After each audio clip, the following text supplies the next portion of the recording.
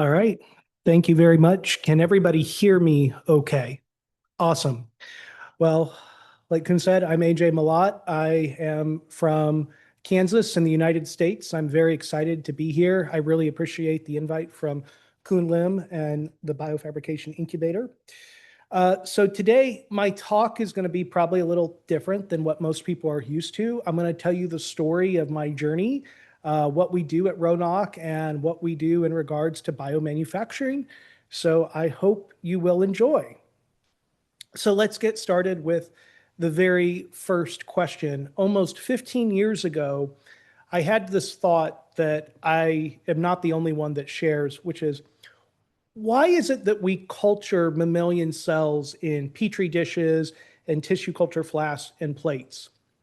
There's nothing in your body that is as flat as plastic, nor is there anything that is as hard as plastic. And interestingly, the technologies that we rely on, they were originally designed to mass produce microbes like yeast and bacteria.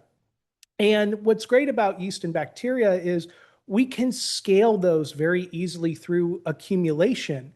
But when we think about the cells inside you and me and all the animal models that we get to work with, those cells actually work in communities. We have a variety of specialized cells that work together, and they don't do so well on their own, unlike bacteria, which are unicellular organisms.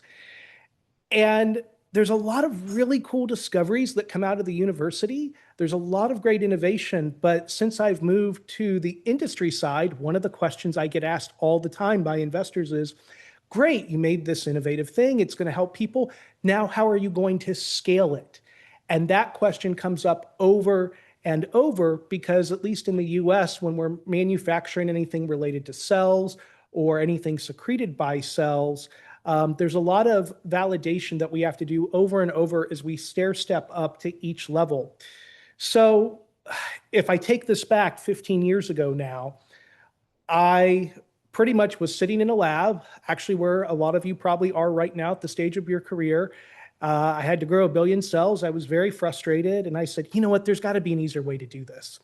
And so with one of my dear colleagues, she and I set out and decided, you know what, let's just focus on trying to make a technology that caters to mammalian cells, that allows them to grow in communities instead of through accumulation. And so with that, we came up with this idea that is now known as a bioblock, but a 3D solution. And so we started experimenting with different materials. My background originally is in tissue engineering. And about 10-ish or so years ago, the market started getting flooded with a variety of different 3D printers. They were becoming more accessible because the patents had expired. A lot of small to mid-tier companies were popping up, in addition to the giant companies like Regenerative, Stratasys, and a few others. And so it really allowed us to do a lot of experimenting. And what we ended up doing is we first said, okay, cells need a dynamic environment. They need to be able to grow in 3D. There's a lot of technologies out there. Let's just start simple. Let's start with a substrate that can be expandable so we don't have to subculture. I'm sure there's people here that have subcultured their cells. It is a royal pain. So we wanted to see if we could just, as step one, could we get rid of cell culture? So we made these little puzzle piece scaffolds and started connecting them. Then over time, as we got to use different biomaterials, different parameters, different 3D printing technologies, we started finding ways to control those parameters. And as we learned more about the biomechanics, the chemistry, and a few other properties of tissues, we were able to incorporate those in. So what you see here is an example of one of the products we offer today. This is our BioBlock. This is showing the macro structure. What hopefully everybody can see, and good, the arrow's working here. This is a hydrogel structure that is 3D printed, that is permeated with hundreds to thousands of microchannels. And those microchannels have a proprietary geometry. But what's great is when we make these structures, we can connect any one of our bioblocks. And when the cells need more room to expand, They just migrate and expand into the joined bioblock, and we maintain the geometry within this volumetric structure with each single bioblock that we add on. Now, in addition to that, what I'll get into a little bit more later is the culture environment. So we have actually compressed the culture environment down, where when it comes to basic surface area, these hydrogel blocks have, when they're swollen, about the same volume as a cubic centimeter, but they have the same surface area as a T75. However, due to the void spaces and the different geometries inside of them, we can actually grow more cells than you would actually in a T75. Furthermore, we can now put these constructs in a 6-well plate, and we can put up to 24 of those in a plate and dramatically reduce down the media that are needed to grow the cells. So with that, we can eliminate traditional subculturing. So as I said, when your cells need more room, you join another block, and you can keep doing that literally as long as you want, and I'll get into some of that data later. The real interesting thing we get to do now is we get to design new vessels as we keep adding on different blocks. This also allows us to reduce slab waste. So let's take a look now at the actual inner workings. So here is a picture zoomed in on one of our bioblocks where you can actually see the microstructure a little bit closely. So around here in the dotted line, we have a picture of one of our microchannels. And then as you can see here, we have the bulk hydrogel in between. We make it so that these microchannels are kept fairly close together to mimic what your cells actually experience in tissue, to maintain diffusion and nutrient gradients as well as gas transfer. And so this way, the cells are very close to each other. We keep the hydrogel very, very thin, and there's a lot we're able to maintain about the entire cell environment. So this microchannel network actually ends up working almost like a pseudovasculature for the cells. And then because of that, because we have the pseudovasculature, this technology is already ready to go for either static culture or perfusion, which allows us to see some really complex interactions with cells when we grow them in the bioblocks. So just to show you a little bit of data, let's look at how this works in real time. So up here from one of our published papers back in 2022, in panel A, what we're showing is we essentially pipetted about 1 milliliter of liquid onto the top of our block. It was sitting on top of chem wipe, and within about 2 seconds, we see the liquid just move straight through the block and soak the actual chem wipe. This is not actually capillary action. It's actually, the channels are wide, the fluid moves naturally on its own. And then when we have actually grown cells and fixed them, what you see moving from the interior here in this picture towards the exterior, the cells are fairly compact in the interior, but they become more dense and spread as we move towards the exterior. We also wanted to measure oxygen diffusion. So what's really important about cultures is normally in 2D cultures, we have to be very careful that we add enough media to provide enough nutrients, but we need to make sure that the media is not too thick above the cells because it elongates the diffusion gradient for the oxygen. So here we actually, over the course of 2 hours with a collaborator, looked at oxygen diffusion through the blocks and saw that we have pretty good permeation. Another thing that's really well known in tissue engineering has to do with the biomechanics. So your cells respond to how stiff the material is on which they are interfacing on. And depending on what that stiffness is, that elastic moduli, it can actually influence the phenotype of the cell. So we know that as you go stiffer, you move more towards a osseous bone phenotype. As you go softer, you get more into brain and neuronal. And when it comes to culture plastic, it's well beyond what calcified bone encounters. So as seen from here, this is just showing one of countless papers in the literature where if you put mesenchymal stem cells, say from your adipose tissue, bone marrow, dental pulp, or umbilical cord, and you expose it to a stiffer gradient, you can move it towards more of an osteogenic phenotype.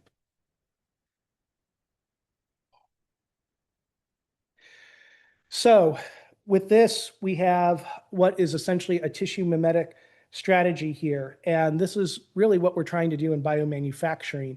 We are trying to mimic or recreate some of the biological functions that are encountered within your body. So what we have here today, I've already talked a good bit about 2D culture vessels. What's great about them is they're low cost. Everyone recognizes them. There's lots of data. They're somewhat easy to scale depending on your definition. But the challenge is nature is not 2D. They have a one mechanic size fits all, and there are some translation issues. Normally, we have to move from a 2D culture vessel to then a hollow fiber to then a microcarrier. The next best thing we have, which has made significant strides and advancements, is the spheroid culture, which allows us to make organoids where we can co-culture different cells together. So this is, more in vivo-like. We get better cell-to-cell signaling and interaction. The challenge is that spheroids are hard to scale. They often don't propagate, and you run into some mass transport limitations as the density of the cells increase as well as the size. So then that brings us to kind of our gold standard before we get to clinical studies, and that's our animal models. They're great because they have complex systems which can be adjacent to humans, but depending on what indication you're working on, the animal models can be quite expensive. There's ethical issues, and around the globe, there is this move to move away from animal models. So we see ourselves kind of sitting right in between here, the bioblocks. Something that is even more in vivo-like. It's easy to use, it's meant to be scalable, and it appears to mimic tissue. We, in our own lab, have been expanding our assays and library of protocols. As Kuhn mentioned at the beginning, we have validated over 100 different cell types within the bioblocks. So this technology was made for all of our colleagues to accelerate the translation of their work. So now I'm going to get into something that's occurred in the last year, which is what our bioblocks have enabled. And of course, I'm sure even over here, everyone's heard about all the hype around AI and the moving towards software and computer programming. So we've tried to frame this for investors in such a way that they actually get excited, and we try to translate biology to something that's a little more easy for them to understand. So now we're identifying our different parameters in tissue engineering as coding objects and writing programs for making different cell types and producing different biologics. So the first coding structure we have is the macrostructure. We do that jigsaw puzzle piece for most people because it's easy to understand and it's easy to use at the bench side. But for some of the prototypes for higher order manufacturing, we have other shapes, and we can change the geometry. We can change the size. As Kuhn mentioned, this is made with DLP printing. And so depending on the vessel we need, we can easily adapt the macrostructure. Then we have the microstructure, those microchannels. We have the ability to vary the diameter of our channels from 100 microns all the way up to 800 microns in size.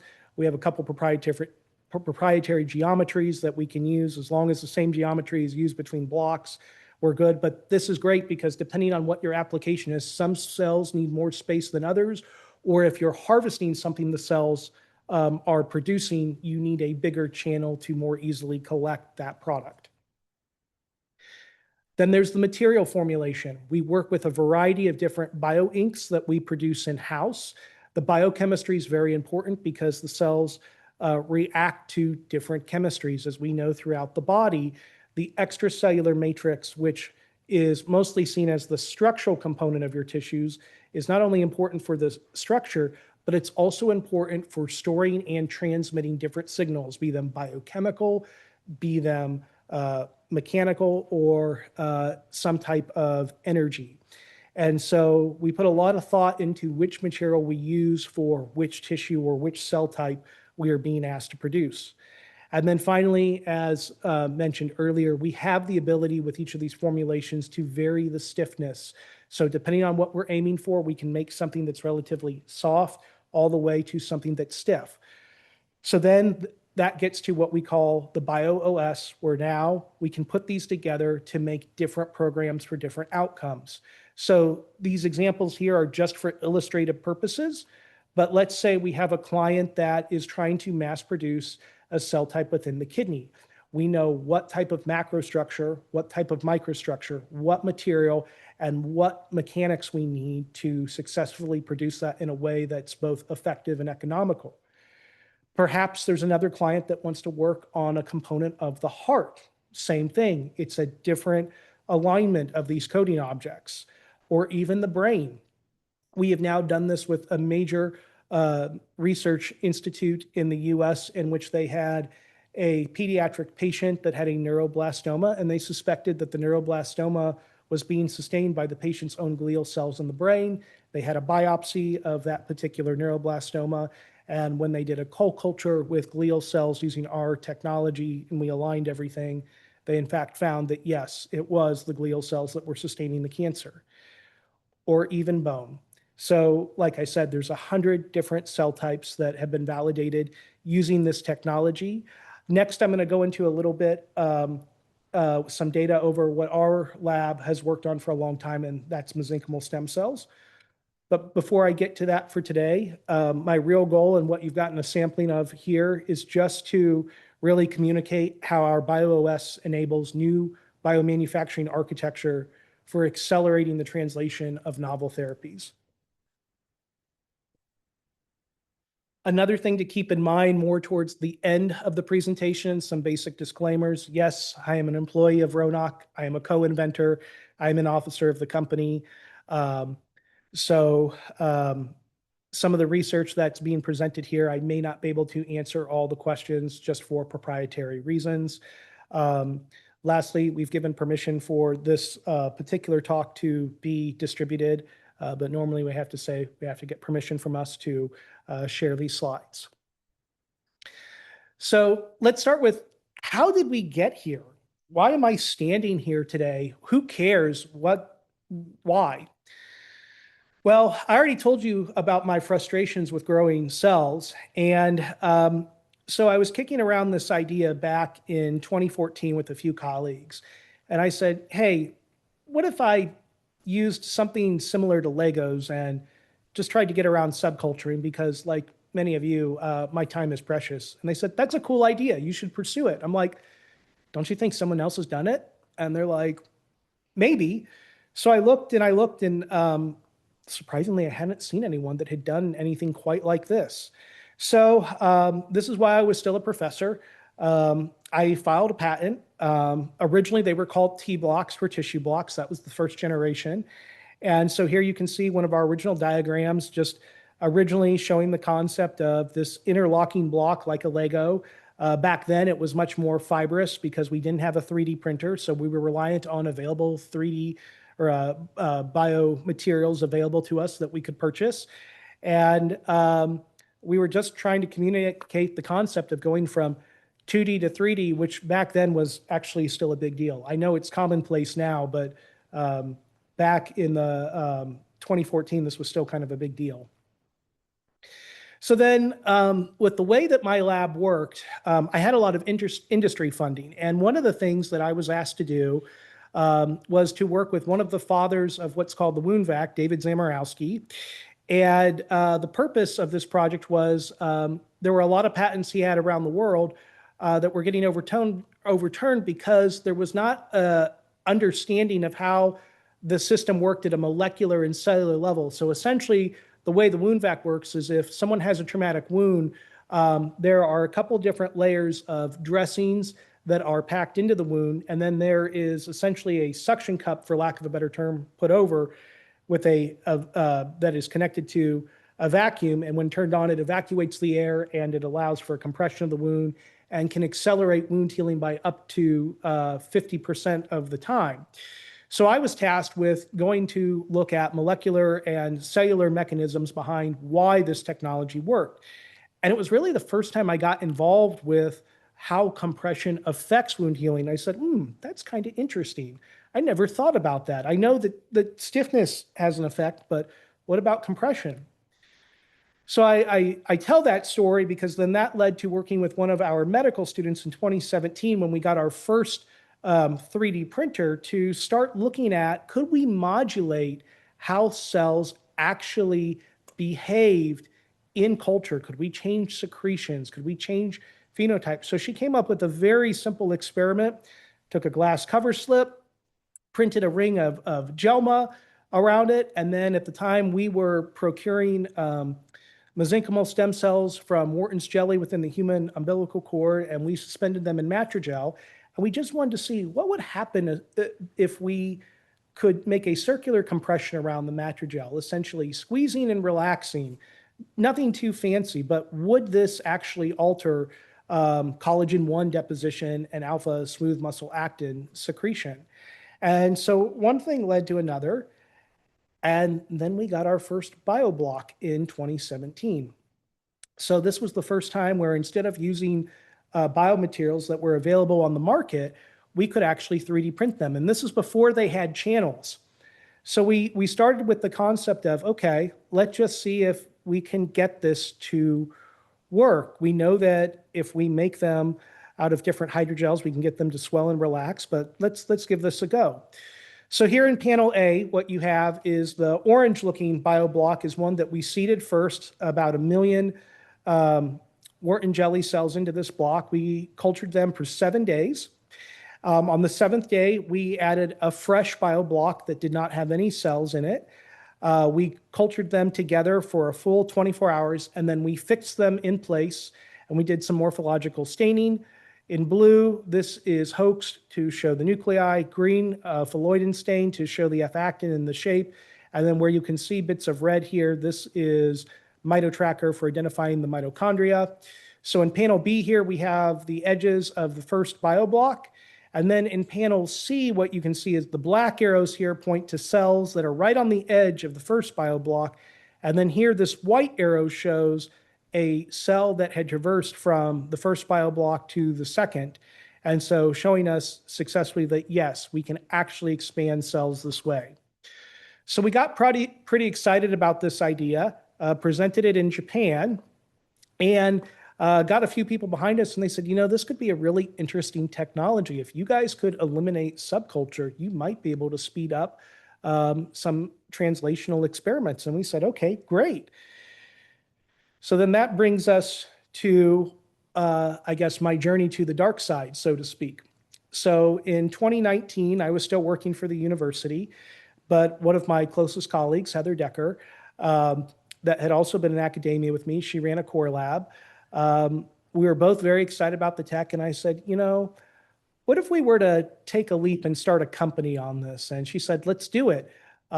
She wanted to try something new. We both had talked about, we really liked engaging with the public, and we wanted to do more of that. And we thought this technology had a lot of promise. So we said, okay, let's do it.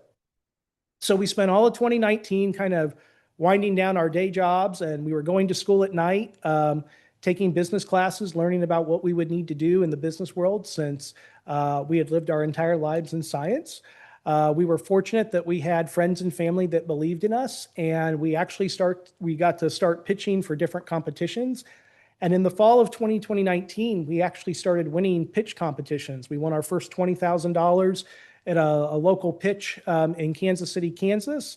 We won the first pitch for a company called Cell Inc. I'm sure a few of you know, after they had just started their first Shark Tank, and several others.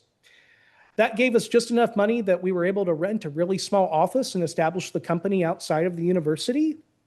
And then in 2020, we attracted the attention of an angel investor, and we raised a little bit more money, and we were actually able to find a former veterinary tech training facility, and we were able to start building out a small lab there with just the two of us. And so we were starting to do quite a lot with 3D bioprinting. In 2021, we won a grant from the state, which allowed us to buy a few more printers and more equipment and expand what we were able to do. And then by 2022, we actually raised our first serious money in our Series Seed, and we were able to bring on our first 2 real employees, Scott Lee and Tom Jantz, to head up the business side. So here you can see us in our first lab with a biosafety cabinet behind us. And yes, we have two bioprinters here where we were aseptically making our bioblocks. And then in 2023, we were able to start attending conferences. We were able to get a little bit of money from non-dilutive sources and slowly hire a couple employees. By 2024, we actually were able to build out a fully functional lab, and we were actually able to hire several people, up to 14 to 15 people, depending on the day. And we're still going strong here in 2025. And what's been great about this journey is that we get to work with a whole bunch of people around the world. We get to learn about a whole bunch of different cell types, applications, and work with different tissues. And it's really neat because every week we have our science club where we have our molecular scientists, we have our bioengineers, we have our cell culture technicians all come together, and we try to make sure we keep each other sharp on the latest topics in science and continue growing. And even our business people occasionally come to those meetings as well. So it's been a really exciting journey for us. And I guess I should get into too. I didn't tell you about the name of our company. So we decided to call the company Ronawk, and that's because Heather and I named it after Robin and Hawk. And when you take the mythologies of those two birds, you get message of healing. And Heather and I are very fortunate that not only do we have a great team, but we're surrounded by phenomenal colleagues at multiple universities and industries that are translating some really phenomenal therapies and diagnostics. And our whole goal with this company was to accelerate their ability to do that, to help them where we could and make it go faster. So this technology is for the scientists and the engineers that are trying to help the patients. So let's get into now what we do with mesenchymal stem cells. So just a quick overview for those of you maybe not as familiar. These are stem cells that can be isolated from adipose tissue, bone marrow, umbilical cord, or dental pulp, and they can either be differentiated through chemical, biomechanical, or through genetic manipulation towards a multitude of different types of differentiated cells. So what most people know are chondrocytes, osteocytes, adipocytes, but then we can also go towards neurons, hepatocytes, cardiomyocytes, and other myocytes. And for a long time, these cells were really exciting because they were fairly easy to procure, especially from the umbilical cord and from adipose tissue and now dental pulp, because they self-renew. But there was something we didn't fully understand about them. So we knew they could differentiate, and we thought they were just replacing the cells in damaged tissue. What we've really found in the last 10 to 12 years, and there's numerous papers in the literature on this, is that actually what these cells do is actually more medicinal, and that they give out different signals that they secrete. So different soluble factors, exosomes and extracellular vesicles were different growth factors. mRNAs can be encapsulated in essentially a lipid vesicle. And these are all transmitted to different cells in the tissue. And they're basically the instructions that tell surrounding tissues how to repair, how to regenerate. And so these cells are really important because of what they secrete and what they do to the environment around them. And in the US, we have over 1,600 clinical trials that are currently investigating the use of MSCs or MSC-derived products for new therapies. So when we started working with the BioBlocks, one of the first things we set out for to see if this could be useful is, could we delay senescence? So one of the challenges with primary cells, whether it's a stem cell or say a hepatocyte, is when you cultivate these cells through 2D technologies or with matrigel, what happens over time is as you subculture, those cells become senescent, they stop dividing. And so that limits the use you have for those cells. You can only subdivide them so many times. So with the BioBlocks, we actually don't have to subculture those cells anymore. We have different formulations. We've got one where you can enzymatically degrade the BioBlock at the end, but really you just connect the BioBlocks together. So in this experiment, that's in one of our published papers in 2023, this is in the Journal of Wound Repair and Regeneration. We just did a simple experiment where we cultivated adipose-derived cells in 2D and in 3D, same seeding densities. And what we did is we took this out through 10 passages, which was approximately 42 days. And every time that we had to passage a culture in 2D, we tagged the 3D culture as the passage equivalent. So we used beta-galactosidase to identify cells that are senescent. Those will show up as green in panel A. And then what you'll see in the graph here on the right is cells related to that were grown in 2D will show up as magenta. This graph on the y-axis is showing percent non-senescent cells, so healthy normal cells. And then green will show the bioblocks. So they started out both about the same by P2, 95% were non-senescent.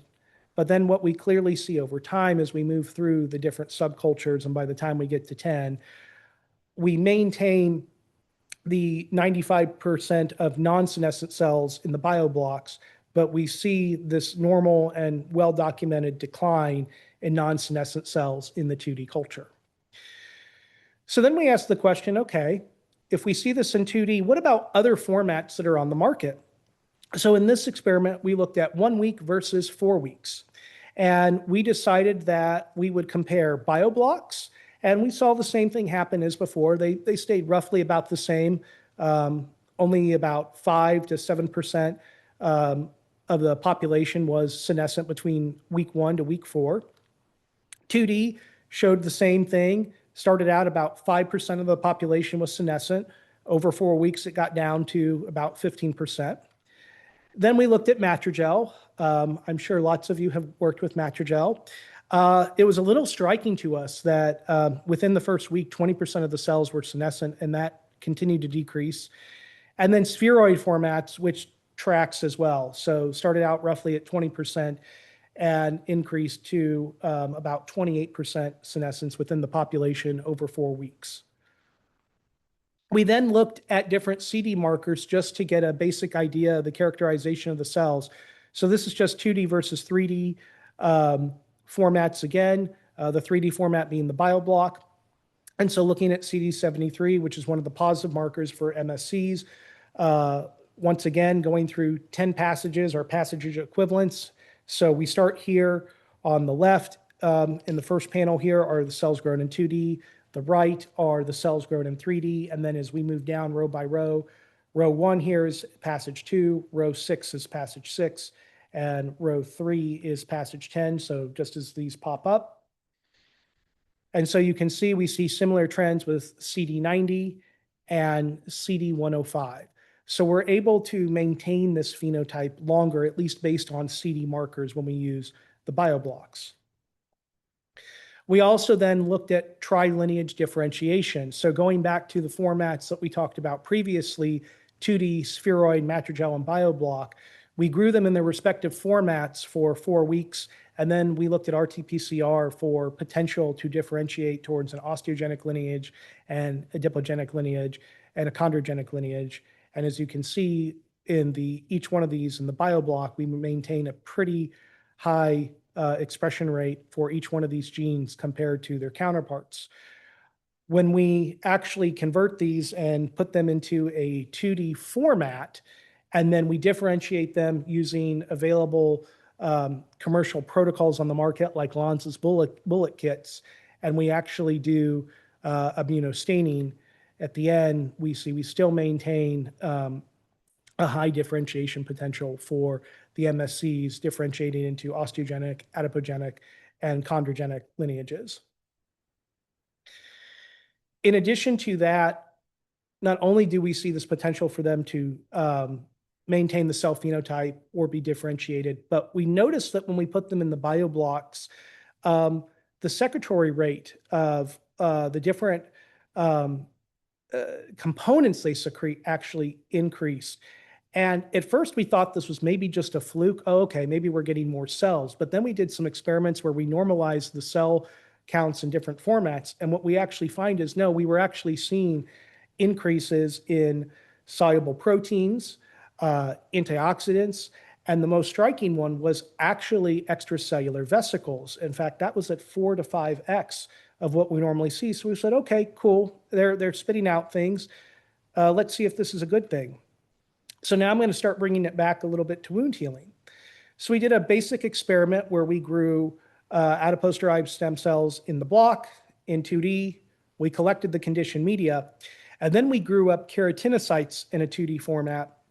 And we applied that conditioned media from the two ASC cultures to the keratinocytes to see if it had any effect.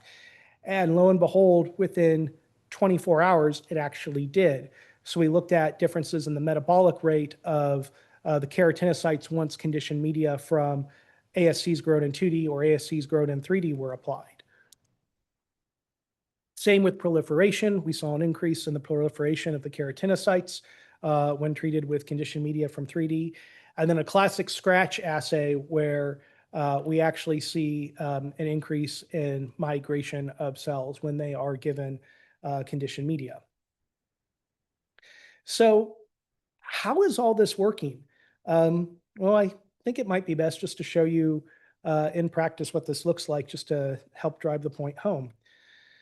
So when we start with the culture, we have what we call a mother block. So here we just seed the cells on top of the block. None of the cells are encapsulated. The cells will actually migrate into the channels on their own pretty quickly. And then when they need more space, like I said, you simply just connect another block as shown here. And what actually happens is those cells then migrate in and they populate the other blocks. And you can continue propagating this to your heart's desire. So what we have here on the left, this is actually a confocal video of adipose-derived stem cells that have been cultivated in our bioblocks for about, this I think was about 4 weeks. And so once again, blue is showing hoaxed for the nuclei. Green is phalloidin to show the F-actin in the structure. And then the magenta color is showing the mitochondria. So we can seamlessly expand these cells. We've worked with a variety of, companies that have been very excited about this. I can reveal that this particular video was made in partnership with Nikon, and we have a white paper out with them. We see pretty robust cell viability when these are grown over time. As I've said before, we can retain stemness. We have reduced senescence, and we get high yield factors. So it's been very useful. But there's actually more than just MSCs. So we've seen similar phenomenon with other cells. So what we have here, these are renal epithelia. And so here what we see are actually two blocks that are joined together. And you can see kind of right here on this edge, this is a migrating cell sheet that is moving across the first block. The dotted black outlines here show where the microchannels are. And then the hashtags here show an actual seam between two connected bioblocks. And so if we zoom in here, this just shows you a little bit more of, yes, we have the cell sheet that is actually moving around, encompassing microchannel. We've also seen this phenomenon these are on the left, these are porcine hepatocytes right here. And then on the right, these are healthy human renal epithelia again. So you can see how the epithelia are clustered around the microchannels. To see within the microchannels, we have to adjust the plane of focus of the microscope. So that's another thing. These blocks are a little different. When you're used to working with a flask, you only need one plane. Here we have to dive a little bit deeper, and we see cells as we move through different planes of focus. And so here you can see the cells, and both pictures are viable, healthy. The openings of the microchannels are outlined. These hepatocytes here were grown for 20 days, and then these renal epithelia were grown for 20 days without any issues. And that's mostly because the two different groups working on these wanted to terminate the projects at those times to procure data for their specific purposes. So we've talked about the benefits, but let's look at this in practice now. So I mentioned before that each one of these blocks has about the same surface area as a T75. You can put 24 of those in a single 6-well plate. So imagine, for those of you that have had to do this work, going from working with 24 flasks in a day down to a single well plate that's all you have to feed. Imagine how much media you save, and imagine what that does for your time. To show that at our own home lab here, our technicians really enjoy using this because, as you can see, the left is traditionally how they would culture cells, and then on the right is the same number of vessels condensed down into a single well plate using BioBlocks. Another partner that we have is Integra. And most of you, if you've encountered them, probably know them for their electronic pipettes, but they actually came up with a really neat machine that is essentially a liquid dispenser. And with the format of these blocks, we can put this in a biosafety cabinet and we can semi-automate our cell culture now. So this is the Integra Assist, and what you see here is it drawing up and dispensing media into a 6-well plate containing our blocks. You'll get another view in a minute. And so here it can mix up and it can add cells to each one of the blocks in the plate. We can set this up so that we can load up to 3 plates at a time in this. So up to 72 blocks can be either seeded with cells, media can be exchanged, or media can be harvested in about roughly 10 minutes. So imagine how long it would take you to maintain 72 flasks. That's a lot of time savings right there. Oh, and by the way, fewer touch points, less opportunity to introduce contamination. So when we seed the cells, we normally seed them from the top and then we add media from the side. So it makes expansion easy. Whenever you need to expand your culture, you can take one block out of the well and you can plug it into 1, 2, 3, as many other blocks as you want for it to expand. So with this technology, in addition to biomanufacturing, what we start to see is a bit of a continuity across developing technologies. And that was the point. Instead of having to start, stop, we use the same substrate across multiple vessels. So we've already shown lots of data on growing human adipose-derived stem cells, porcine keratinocytes in discovery.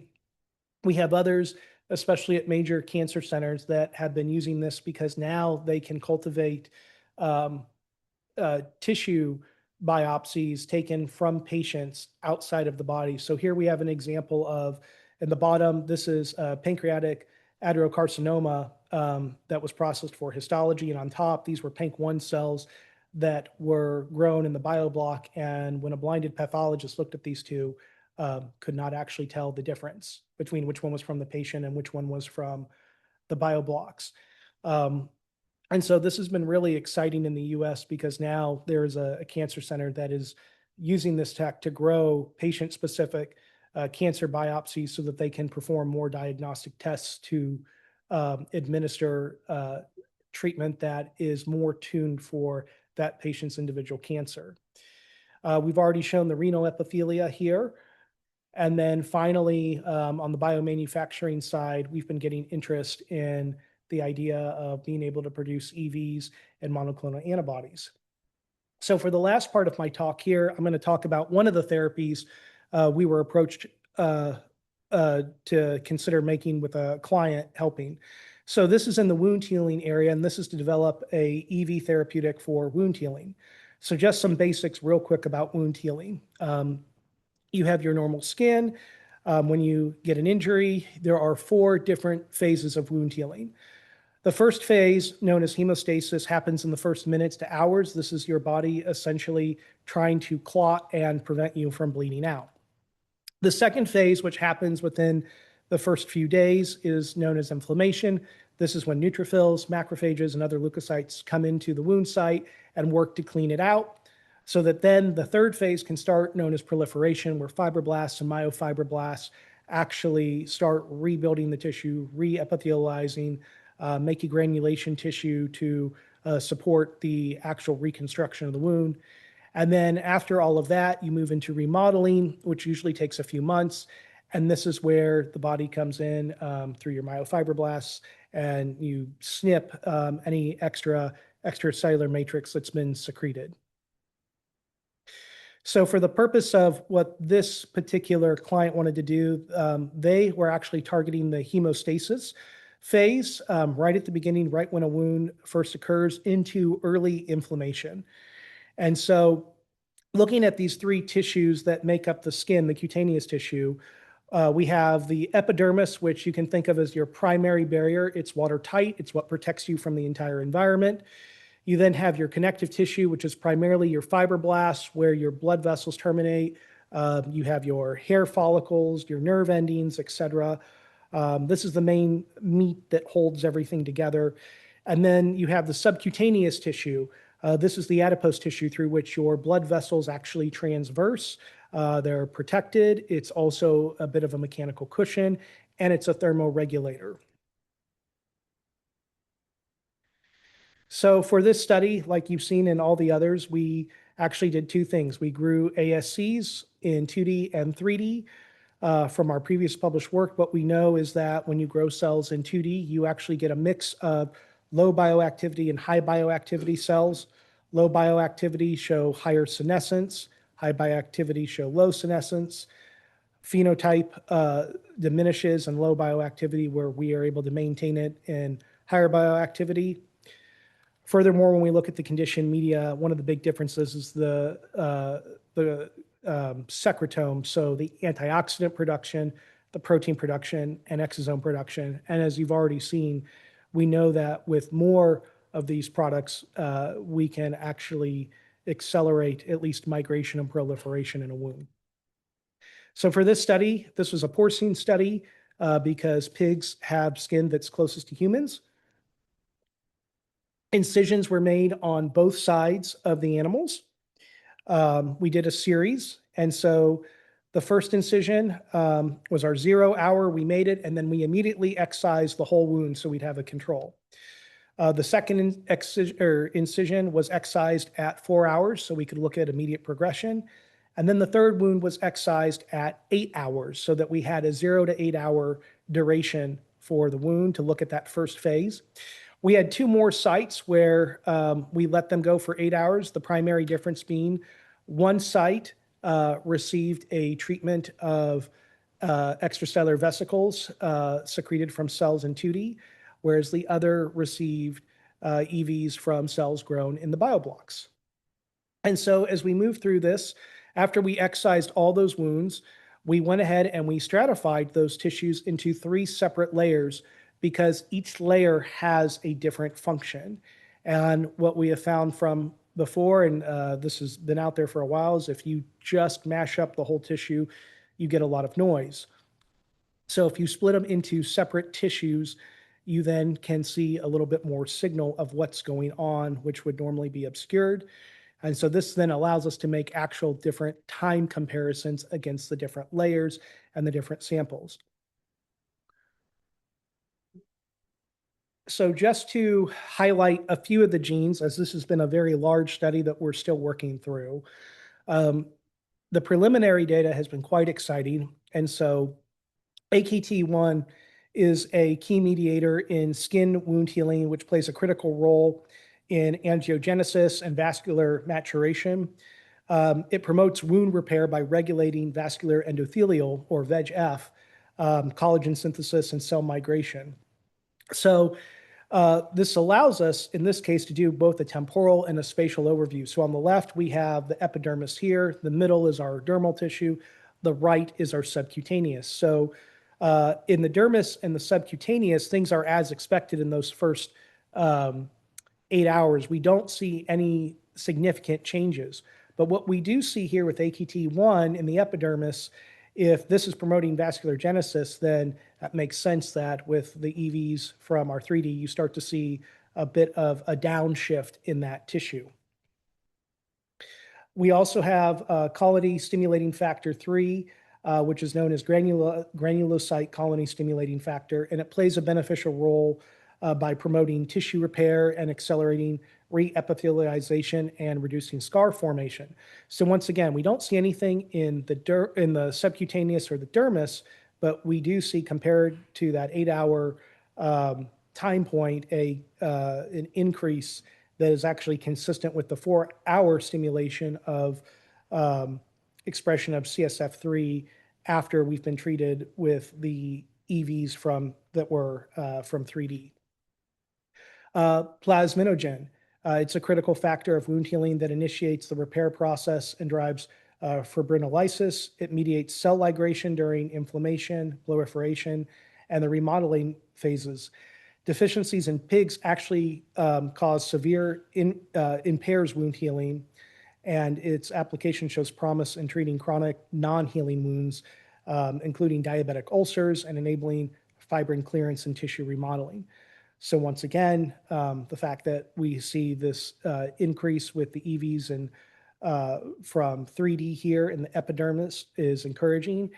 And it's interesting that we see actually a decrease in the subcutaneous, but that kind of makes sense. If you think of from where the wound's made, moving from the lateral side of the body from the outside and moving towards the inside, your signals and everything is coming medially. So all the blood vessels that are traversing the subcutaneous and exiting into the dermis, you're not going to see a lot of change in those initially, other than they are recruiting signals from inside the body.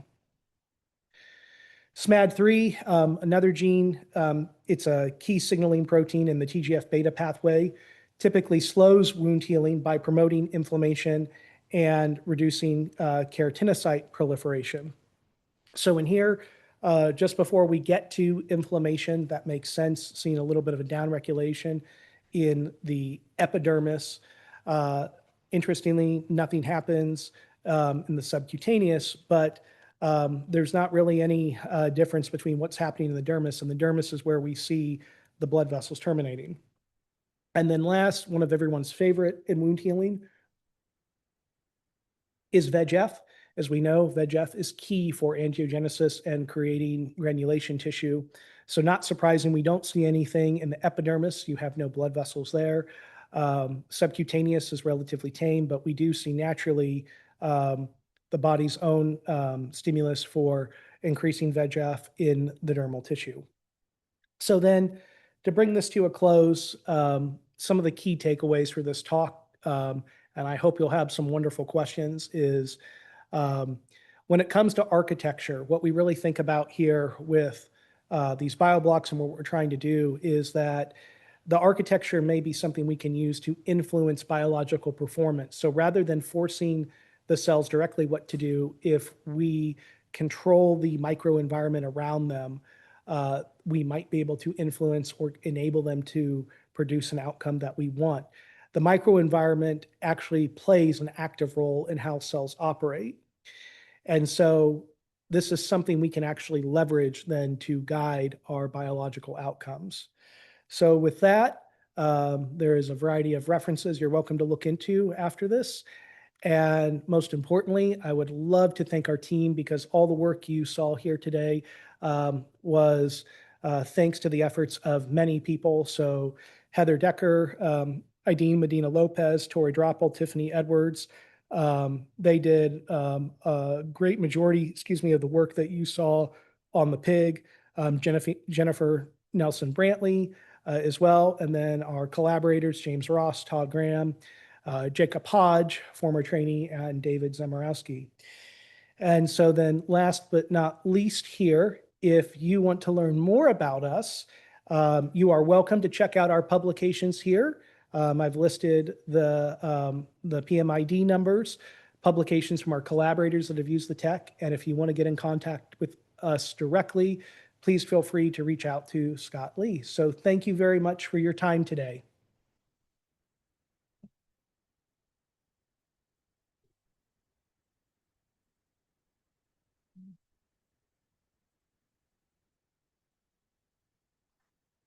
Yes.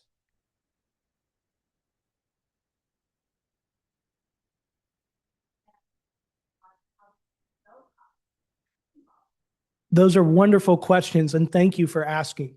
So the imaging is a great question. There's a couple ways we can do it. So first, we can image the surfaces with basic light microscopy, and we've worked with several labs depending on the microscopes they have.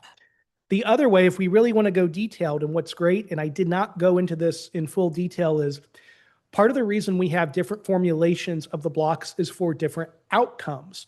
So there are some investigators that have applications where they need to dissolve the block to release the cells. That gets to your second question about how do we do cell count. We can enzymatically degrade the blocks and then count the cells through normal format. But we have other investigators that really want to look at the morphology and go deeper into the block. And so we have formulations where you can actually fix the block in, say, paraformaldehyde embedded in paraffin, or you can cryopreserve it, and then you can actually section it and do confocal based microscopy to build 3D renderings of multiple cell slices inside the block.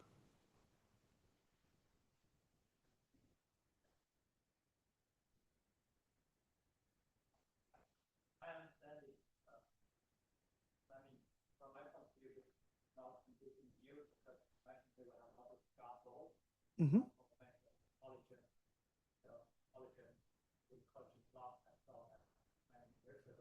Mm-hmm.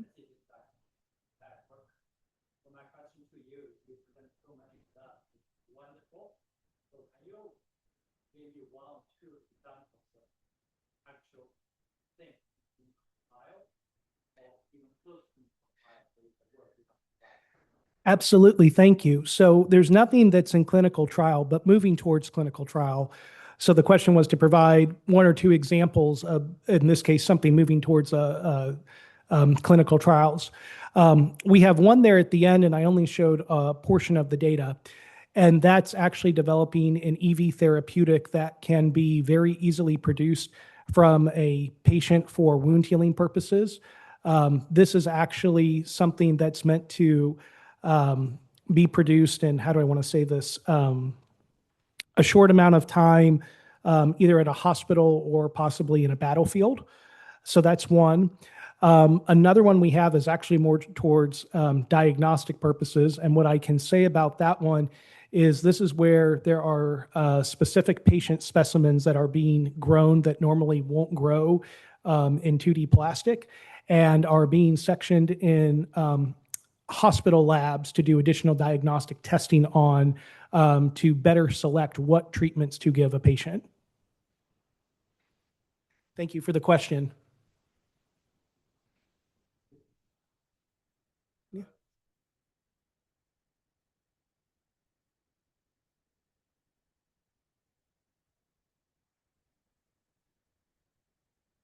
So that's what we're actually doing right now. We have soft comparisons, which are just mathematical, but we're actually working on the hard comparisons right now. And so then we'll be excited to show that once those are complete.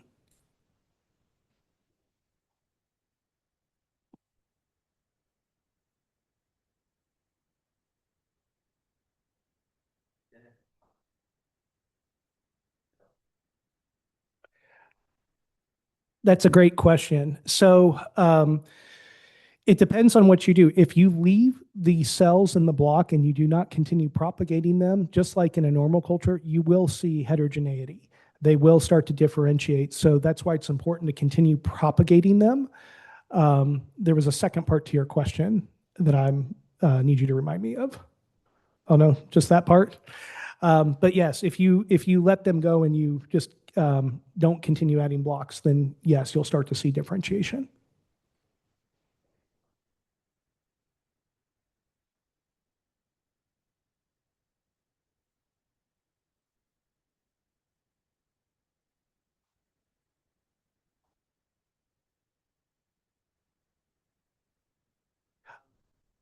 Yes, that's a wonderful question. And the answer is yes. We've actually, what we did is we took random samplings in both the mother and the daughter block of the cells grown over time, and we didn't see any significant differences.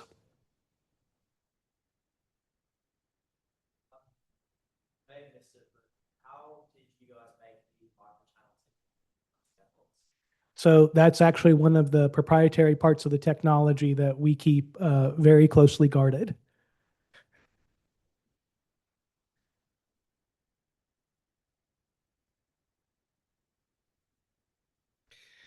So interestingly, we did a lot of experiments with that, which I did not show. And actually, what happens is I mentioned it briefly at the beginning, but when you actually put the blocks into culture media, they swell. And so when we fit them together, we empty the well and they fit quite nicely, and then they swell and they lock pretty tightly. The cells actually sense that. So there's a little bit of a mechanotransduction that happens. So if we only add one block, the cells will migrate in the direction of the block that's been added. If we add four blocks, they will move out equally in all four directions. So it's a mechanotransduction. Yes.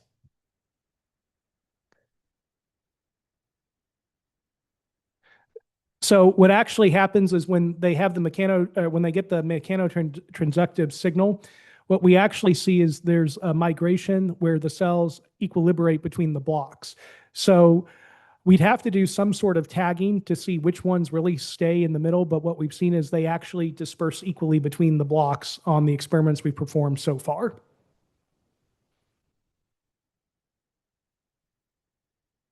Thank you.